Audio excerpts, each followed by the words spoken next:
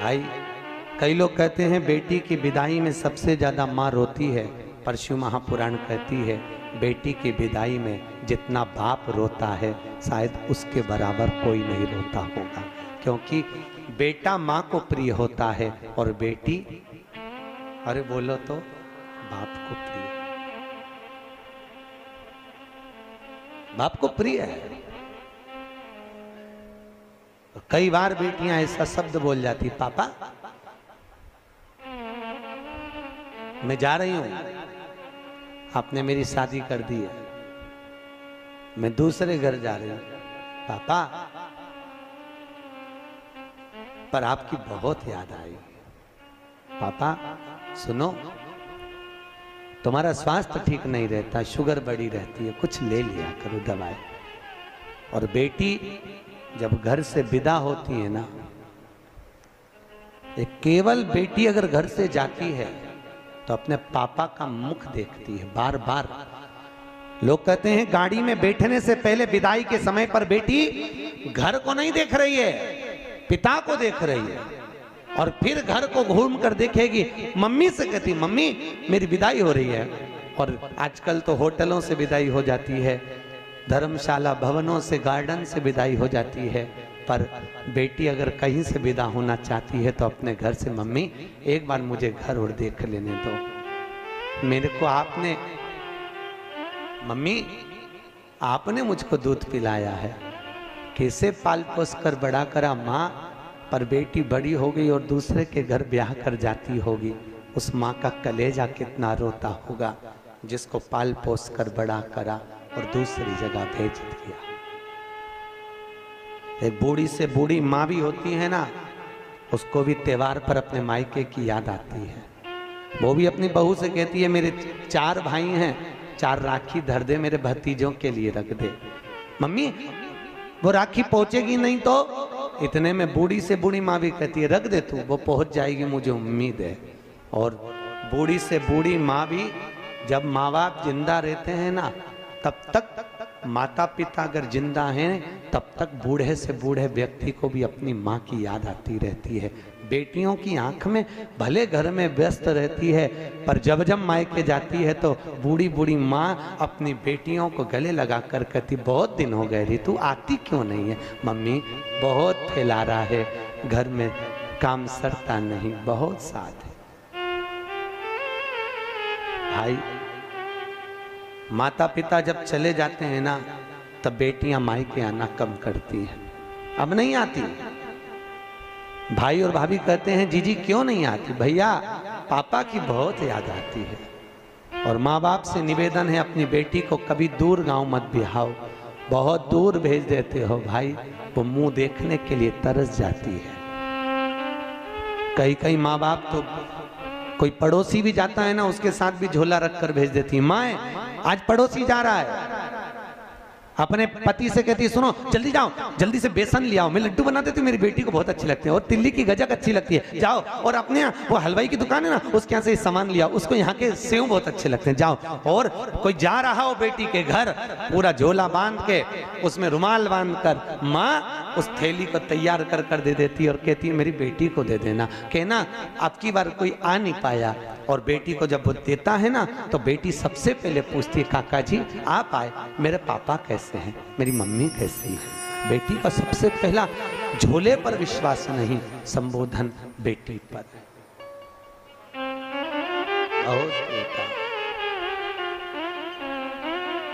यहाँ भी मेरी बहनें बैठी हैं, माताएं बैठी हैं, जीजियों ईमानदारी की बात है, कैसे आप लोग अपना घर छोड़कर आते होगे, दरवाजे को जब देखते हो, और कई बार अपने खिलौने के कमरे में भी जाते होगे। अभी भी शादी होने के बाद भी आपको अगर मायके की याद आती होगी ना तो पापा के साथ बैठकर खाई हुई वो रोटी जरूर याद आती हो। मम्मी गरम गरम उतार के देती जाती है और तुम्हारी थाली में लाकर देती है, और तुम कहती हो मम्मी पेट भरा गया, एक और खा ले, एक और ले ले, मैंने तेरे लिए बनाई, थोड़ी सी मोटी कर दी है। तुम्हें याद आती होगी माँ जो पतली पतली दाल बना देती होगी एकदम पानी जैसी, क्योंकि जब तुम थे तब उसकी परिस्थिति नहीं थी। ना जाने किस परिस्थिति में तुम्हारा विवाह करा होगा, कैसे परिणा कर भेजा होगा। रात रात भर माँ बाप भी जगते रहे तुम्हारी शादी के समय पर, और बाप ने अपनी पत्नी से कहा जो जो उसको अच्छा लगता है उसकी पेटी में रख दे, उसकी अटैची में रख दे। सुनो, उसको थोड़े से कोई फ्रिज कोई कूलर दे दे, तो पैसे नहीं है, मैं कर्जा कर कर ले आऊंगा, उसको दे दे। कोई माँ बाप बेटी को विदा करता है, क्या नहीं दे साहब, उसने अपने प्राण तक निकाल देता है, सब कुछ दे दिया।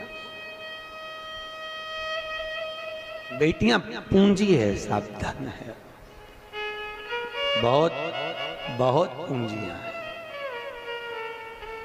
कैसा परिवार। माँ सबसे पहले मायके में भोजन करती थी और यहाँ सबको खिला देती है, आखिरी में 2 रोटी लेकर बैठती है ना, तब याद आती मम्मी तू सबसे पहले खिलाती थी, आज कोई पूछने वाला नहीं।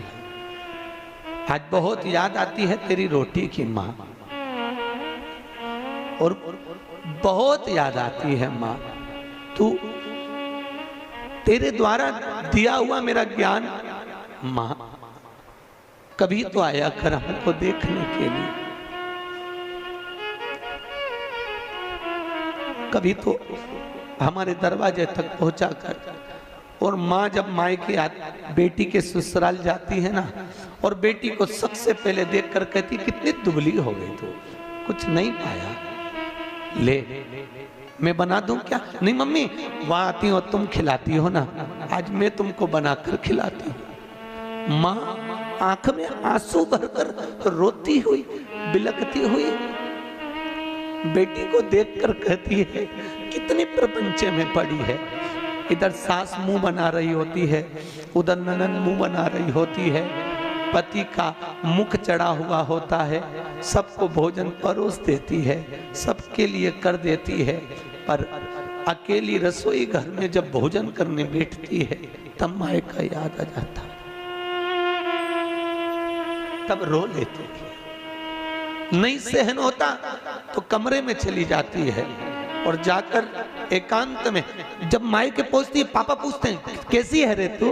पापा मैं अच्छी हूं। कितना दिल में दर्द लिए हुए, कितना दुख लिए हुए, कितनी तकलीफ लिए हुए बेटी अपने जीवन का निर्वाह करती है,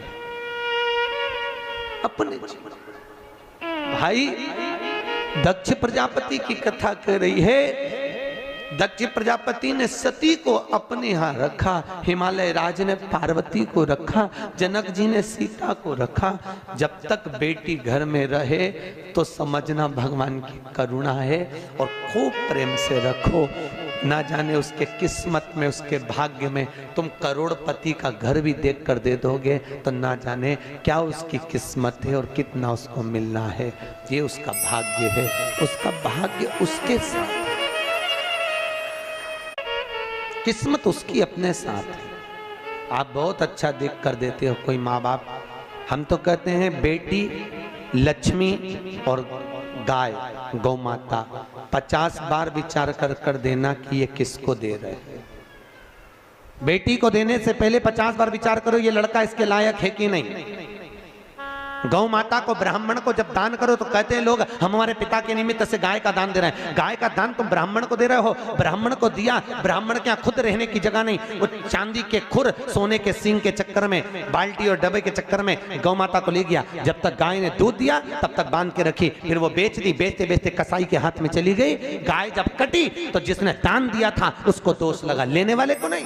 इसलिए बेटी गाय और लक्ष्मी, पैसा भी हमेशा सोच समझ कर दीजिए कि किसको दे रहे हो। कहीं किसी ऐसे भिखारी के कटोरे में पैसा मत डालो कि उस भिखारी ने लेकर वेश्यावृत्ति में लगा दिया, जुए में लगा दिया, मदिरा पान में लगा दिया, मांसाहार में लगा दिया। अगर लक्ष्मी किसी गलत जगह पर जाती है तो दान करने वाले को रोना पड़ता है। बेटी गलत जगह जाती है तो कन्या दान करने वाले को रोना पड़ता है। गाय गलत जगह जाती है तो दान करने वाले को रोना पड़ता है। इसलिए देने से पहले बेटी, गौ और लक्ष्मी 50 बार विचार करना कि किसको दे रहे हो, सही जगह जा रही कि नहीं जा रही। सोचो समझो फिर दिया जाए।